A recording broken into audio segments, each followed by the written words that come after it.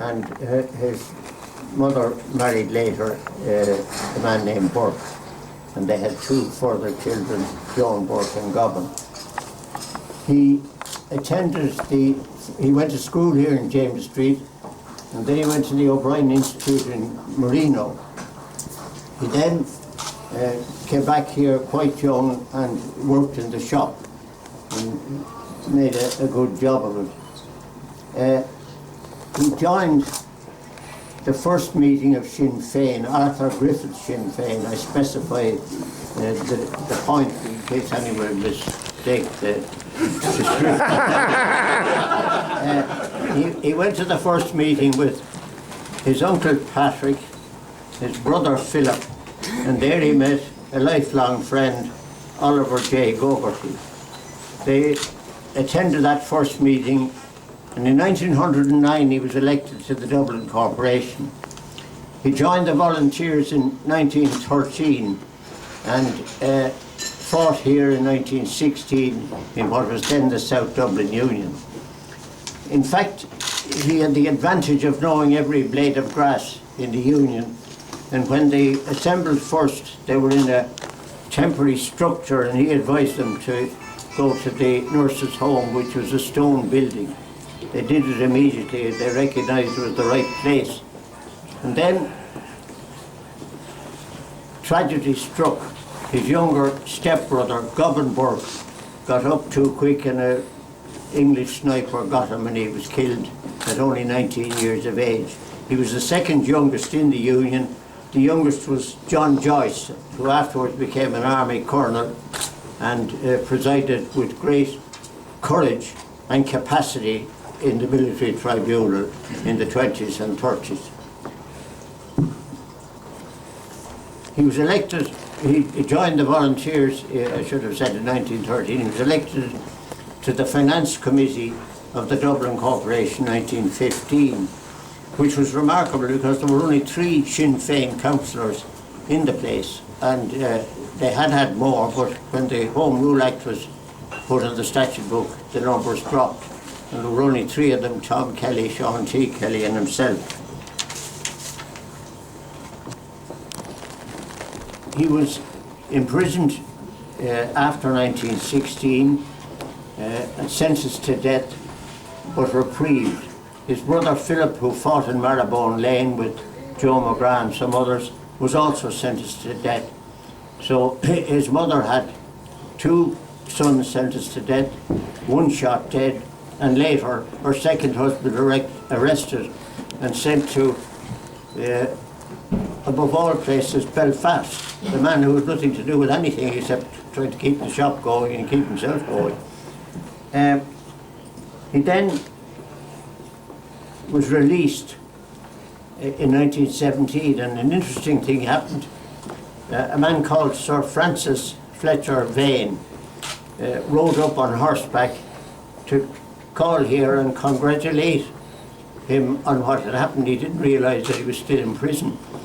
Francis Fletcher Vane was the commander of the British troops in this area, and it was remarkable they weren't ever able to come up Mount Brown because they had it covered off from the Union, and he complimented him, or left word here that he thought it was a substantial achievement.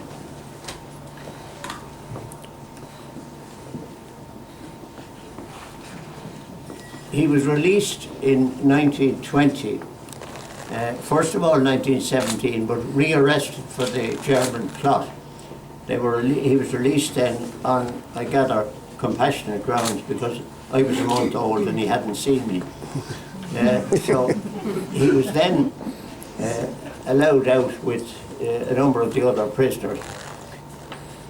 He supported strongly the development of the local authorities under the old Dáil arrangement, and in fact was Minister for Local Government and succeeded in getting all the councils, bar about 2 or 3 in, sending their money to the local government office, which of course in effect broke down British local government in Ireland. Later he strongly supported the treaty, backed it in argument both at the government or the Dáil government, and then in the Dáil. When Griffith died and Collins died, he was appointed to succeed them, and he had to undertake the difficult task of governing in the midst of a civil war.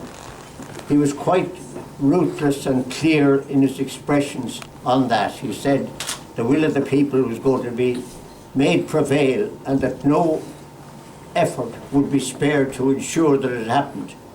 That's of particular interest because in the election of 1922, the majority was 2-1 in favour of the treaty, and if you add in the Labour supporters and other nondescript groups who accepted the thing, it was 3-1, and he decided that with his colleagues that that would have to be enforced. The result was that a document was issued on behalf of what were then known as the irregulars or the anti-treaty, one by an army man and one by a civilian. And in that they said that TDs, ministers, judges, all forms of senators, of all forms of people who had supported the government were to be shot at sight. Sean Hales was a TD from Cork, and he and O'Malley were in a sidecar coming along the quays when Hales was shot dead. The government then acted very swiftly and very firmly. They took out 4 members of the irregulars who were in prison, and they were shot. Of course, there was an outcry against it. It was quite unusual in every respect, but it was the last time a TD was shot. No others were shot until later, Kevin O'Higgins. As a result of that, it took some time and an immense cost to pay for the Civil War. About 35 million, which at that time was a gigantic sum. And remember, no outside money. All the money had to be provided by the Irish people through taxation and through revenue. In any event, after a lengthy period of something over a year, the Civil War came to an end, and work began in earnest on the rebuilding of the state. He and his colleagues did an immense amount of good, undertook legislation, undertook the establishment of an army and a Garda force, and I think it's only right that adequate tribute should be paid to the army and the Garda ever since, because they've maintained and supported and characterised by their courage the great traditions of the Irish people when faced with adversity. And the Army and Garda reflect the highest credit on themselves and on the country. In 1923, Ireland entered the League of Nations. He attended the first meeting with John McNeill, Desmond Fitzgerald, the Hugh Kennedy, the Chief Justice, and 1 or 2 others, particularly David O'Hegarty. That ensured that Ireland was represented against British opposition. The British didn't want Ireland to notify or register the treaty in Geneva, which they did. Later, contact was made with a number of European countries with diplomatic relations, France, Germany, Britain, of course, and the Vatican. And all that involved a new group of Irish representatives in all these places, including the United States. It's appropriate that we should pay a generous tribute to all those who worked and served the country in these capacities against great difficulties. In 1925, he attended, or at least there was the agreement under the alleged agreement under the terms of the treaty, that the boundaries between here and the north would be revised, and there was a commission set up. It was to be representative of the government here, the government in the north, and the British government. The northern people wouldn't put a member in, and the British had to nominate a person. The chairman was Feetham of South Africa. To a great extent, he double-crossed the whole business, and there was a tremendous leak in the paper at that time, and the result was that the commission collapsed, and they had to have a meeting in Chequers between Ramsay MacDonald, James Craig and WT, and eventually the 1925 agreement was signed. A lot of criticism of it, but when looked at in retrospect, it might not have made much difference.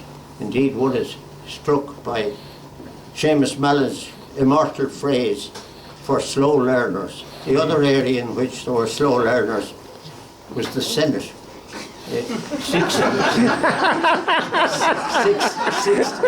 60 senators were appointed, but 30 were nominated to represent the unionist group and the old ex-British servicemen here.